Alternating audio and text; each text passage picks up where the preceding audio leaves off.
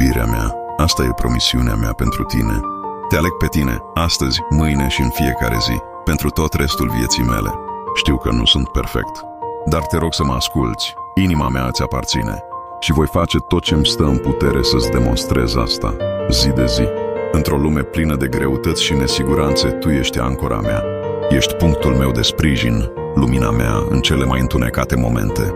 Când totul pare să se destrame, tu ești motivul pentru care rămân puternic. Te iubesc nu doar pentru cine ești, ci pentru cum mă faci să fiu mai bun, mai curajos, mai plin de viață. Cu tine totul are sens. Promit să fiu aici pentru tine, să-ți fiu alături, indiferent de ce ne va aduce viitorul. Mulțumesc că existi, că ești tu și că mi-ai permis să te iubesc. Ești tot ce am mai prețios. Mulțumesc că ai ales să urmărești puterea cuvintelor. Dragostea adevărată este cea care rămâne, care susține și care ne face mai buni în fiecare zi.